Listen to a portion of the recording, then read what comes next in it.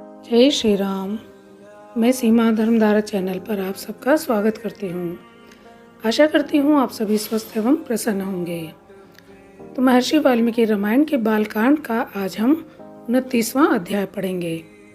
उससे पहले अगर अभी तक आपने मेरा चैनल सब्सक्राइब नहीं किया तो प्लीज़ उसे सब्सक्राइब कीजिए, वीडियो को लाइक एंड शेयर कीजिए, बेल आइकन को प्रेस कीजिए।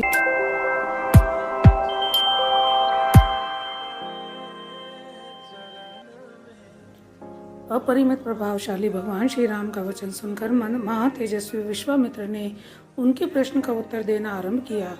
महाबाहु श्री राम, पूर्व काल में यहाँ देव वंदित भगवान विष्णु ने बहुत वर्षों तक एवं 100 युगों तक तपस्या के लिए निवास किया था। उन्होंने यहाँ बहुत बड़ी तपस्या की थी। यह स्थान महात्मा वामन का वामन अवतार धारण करने को उद्यत हुए श्री विष्णु अवतार ग्रहण करने से पूर्व आश्रम था।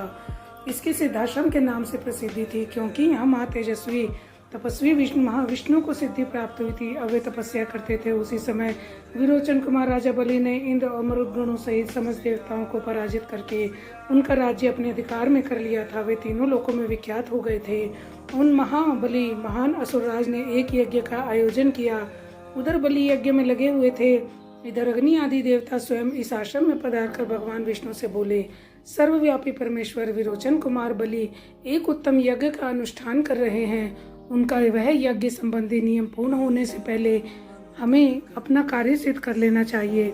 इस समय जो भी याचक इधर उधर से आकर उनके यहाँ याचना के लिए उपस्थित होते हैं, वे गौ भूमि और सुवर्ण आदि संपत्तियों में से जिस वस्तु को भी लेना चाहते हैं, उनको वे सारी वस्तुएं राजा बलि यथावत रूप से अर्पित करते हैं। अतः विष्णु, आप देवताओं के हित के लिए अपने योग माया का आश्रय ले भगवान रूप धारण करके उस यज्ञ में जाइए और हमारा उत्तम कल्याण साधन कीजिए। श्री राम, इसी समय अग्नि के समान तेजस्वी महर्षि कश्यप धर्म पत्नी अदिति के साथ अपने तेज से प्रकाशित होते हुए वहां आए।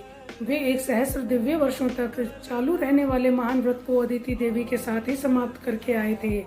उन्होंने वरदायक भगवान मधुसूदन की इस प्रकार स्तुति की, भगवान आप तपोमय हैं, तपस्या की राशि हैं, तब आपका स्वरूप है, आप ज्ञान स्वरूप हैं। मैं भली भांति तपस्या करके उसके प्रभाव से आप पुरुषोत्तम का दर्शन कर रहा हूँ। प्रभु, मैं इस सारे जगत को आपके शरीर में स्थित देखता हूँ। प्रभु, मैं इस सारे जगत को आपके शरीर में स्थित देखता हूँ। आप अनादि हैं, देश काल और वस्तु की सीमा से पार होने के कारण आपका इदमित्थम रूप से निर्देश नहीं किया जा सकता। मैं आपकी शरण में आया हूँ। कश्यप जी के सारे पाप धुल गए थे। भगवान श्री हरि ने अत्यंत प्रसन्न होकर उनसे कहा, महर्षि, तुम्हारा कल्याण हो, तुम्हारी अपनी इच्छा के अनुसार कोई वर मांगो, क्योंकि तुम मेरे विचार से वर पाने के योग्य हो। भगवान का यह वचन सुनकर मरीचि नंदन कश्यप ने कहा, उत्तम व्रत का पालन करने वाले वरदायक परमेश्वर, संपूर्ण देवताओं की, अदिति की तथा मेरी भी आपसे एक ही बात के लिए बारंबार याचना है। आप अत्यंत प्रसन्न होकर मुझे एक ही वर प्रदान करें। भगवान निष्पाप नारायण देव, आप मेरे और अदिति के पुत्र हो जाएं। असुर सूदन, आप इंद्र के छोटे भाई हों और शोक से पीड़ित हुए इन देवताओं की सहायता करें।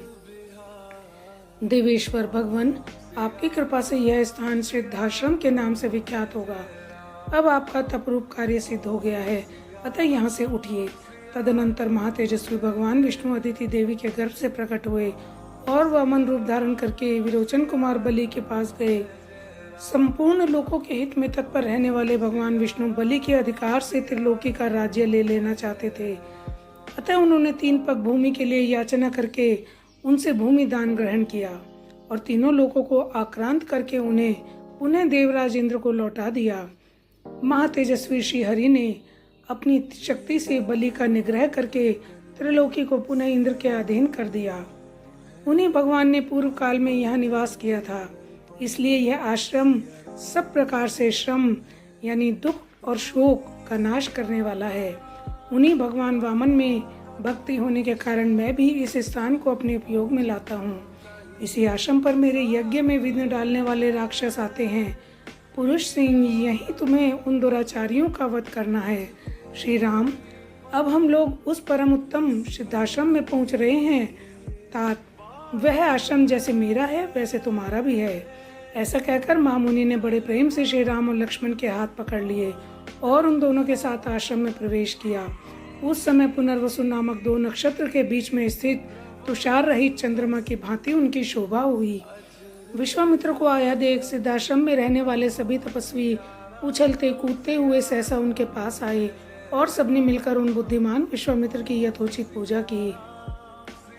इसी प्रकार उन्होंने उन दोनों राजकुमारों का भी अतिथि सत्कार किया।